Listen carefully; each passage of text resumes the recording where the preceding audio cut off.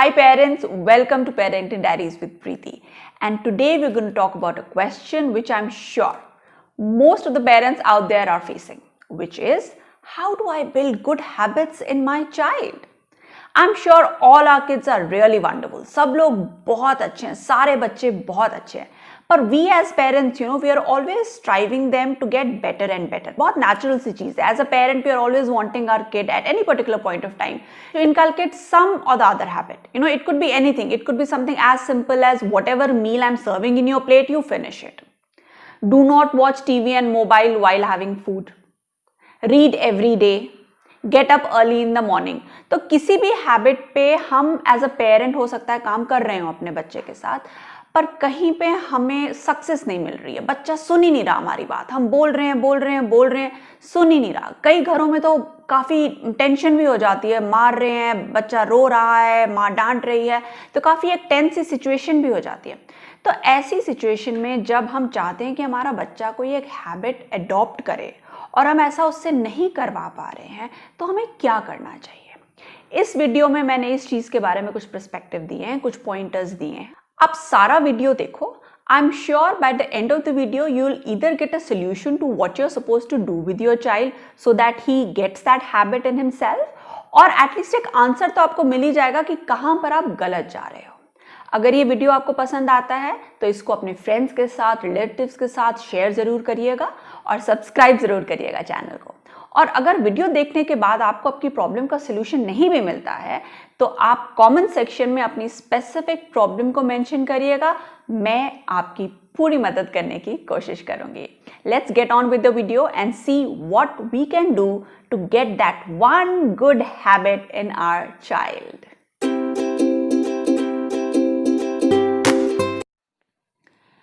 First and foremost, I would want all you parents to understand that habits have a lot to do with sense of discipline and self-regulation. तो सबसे पहले जो मैं चाहूंगी कि आप लोग करो कि अपने खुद के लाइफस्टाइल को देखो. As a parent and as an individual, are you disciplined? Are you self-regulated? Now, when I say self-regulated, what do I essentially mean by that? Let's say you go to a marriage party. आपको doctor ने बोला है कि भाई sugar आपको avoid करनी है, पर आपके सामने आ जाता है गाजर का हलवे की प्लेट और आप झट करके उसको खा लेते हो. और दूसरे दिन उठते हो 10 बजे, जबकि डॉक्टर ने बोला है कि आपको रोज वॉक पे जाना है. अब ऐसी सिचुएशन में विच एसेंशियली मीन्स कि भाई as a parent you don't have developed sense of discipline and self regulation on your own.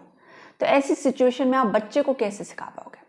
तो कहीं पे take a deep breath, try and get some lifestyle changes in your own life. कुछ discipline, कुछ self regulation आप खुद अपनी life में लेकर आओ. उसको देख के बच्चा काफी कुछ सीख लेता है. See, as a parent, it's very important for us to understand that we form basis of something known as family culture, family environment. अगर family culture और family environment regulated, disciplined होगा तो वो invariably, automatically बच्चे में transfer हो जाएगा. अगर हम चाहते हैं बच्चा खाते समय YouTube ना देखे, कोई ई स्क्रीन ना देखे, टैब ना देखे, तो कहीं पे हमें एज अडल्ट्स भी अपने आप को रोकना है. हम न्यूज़ लगा के अगर खाना खाएंगे और एक्सपेक्ट करेंगे कि बच्चा अपना टैब उस टाइम ना देखे, तो कहीं पे ये it's an unfair ask as a parent. So somewhere we need to regulate our own behavior and then expect the same behavior from the child. We want the child to pick up habit of reading, तो कहीं पे हमें भी कुछ वक्त किताबों के साथ गुजारना पड़ेगा. और ये चीज़ ज़्यादा इफेक्टिव होती है छोटे एज ग्रुप में, because younger kids are great imitators. तो वो जो देखेंगे वो करेंगे. तो अगर आपके बच्चे छोटे हैं तो इस एक पॉइंट को तो आपको अपनी लाइफ में इनकॉर्पोरेट करना ही है. Now let's come to the second thing in which we have to work. We have to be very consistent in our approval and disapproval. Now let's again take the example of a child having food while watching phone. Now if we are wanting the child not to watch phone while having food at home, then the same kind of expectation we have to ensure when we go for a party or शादी. अब marriage या marriage function में जाते हैं या किसी party में जाते हैं तो वहाँ पे हम खुद उसके हाथ में वो फ़ोन दे देते हैं कि यार प्लीज़ थोड़ी देर तो तू चुप रहे और ये फ़ोन पकड़ और खाना खा ले. तो कहीं पे बच्चा कंफ्यूज्ड है. उसको समझ में नहीं है कि ये पार्टी है, ये फंक्शन है, यहाँ पे पापा को 4 जनों से बात करनी है, मम्मा बिजी है, तो मम्मा मुझे अलाउ कर रही है और घर में अलाउ नहीं करती. तो ये सेंसिबिलिटी बच्चे में इतनी डेवलप नहीं होती, वो इतना उसको समझदार अगर होता तो probably he would have never gone ahead and watched mobile phone while having meal. तो इतनी समझ बच्चे में नहीं होती। तो आपने अपनी आस्क, अपनी अप्रूवल और डिसअप्रूवल को कंसिस्टेंट रखना है across various situations. So that's one thing. दूसरा, you have to be persistent. नहीं, कई बार क्या होता है कि whenever we are wanting our child to take up a new habit, let us say for example you are wanting your child to wear slippers whenever he goes on the terrace, और आपने एक बार बोला, 2 बार बोला, 3 बार बोला, नहीं कर रहा है, तो आप कई बार उसको डांटते हो, चिल्लाते हो, स्कोल्ड करते हो, बच्चा आप पे वापस चिल्ला रहा है, आंसर बैक कर रहा है। तो कहीं पे ऐसा हमें नहीं करना। We don't have to create a situation which leads to stress in the family. कई बार हो जाता है ऐसे, मोबाइल फोन को लेकर ऐसा हो जाता है, कहीं पर पढ़ाई को लेकर ऐसा हो जाता है। सो इस तरह का environment in the family we have to avoid. We have to be persistent, but we don't have to nag. See, there is a difference between being persistent and nagging. जब बच्चा छोटा होता है तो आप उसको persistently मना करते जाओ किसी चीज़ के लिए, तो एक दिन वो मान जाएगा। Let us say for example वो थम सकिंग करते हैं, अगर थम सकिंग की हैबिट से आपने उनको निकालना है तो आपने उनको persistently बोलते जाना है, नहीं करो नहीं करो, उनके मुंह से थम को निकालना है। Then one fine day they invariably get over that habit। ये होता है, it is very common, और वो उस हैबिट को ओवरकम कर लेते हैं, निकाल लेते हैं अंगूठे को हाथ से। पर बड़े बच्चों के साथ क्या होता है कि अगर आप persistently उनको कोई चीज़ बोल रहे हो, there is a very thin line between persistent telling and nagging. So they can easily interpret your persistent telling to be nagging, और वो और डिफेंसिव में चले जाएंगे, और जो चीज़ आप उनको मना करो तो चोरी छुपे करेंगे। तो कहीं पे हमें ये नहीं करना। We have to be persistent in our ask कि नहीं आप ये नहीं करोगे, नहीं करोगे, but at the same time maintaining a channel of communication कि आप ऐसा क्यों कह रहे हो, क्या उसके नेगेटिव इफेक्ट्स हैं, क्यों ऐसा नहीं करना चाहिए बच्चे को। लेट अस से वो 2-2 बजे तक जग रहा है, 12-12 बजे तक जग रहा है, 4-4 घंटा गेम खेल रहा है, तो कहीं पे you have to persistently keep on telling him. ये नहीं है कि आप one fine day you just get up and say कि यार इससे नहीं हो पाएगा, ये नहीं कर सकता। इस तरह का हमें अप्रोच नहीं रखना है। We have to be very very patient with our children because we are the parent. It's on us how we actually take this thing ahead.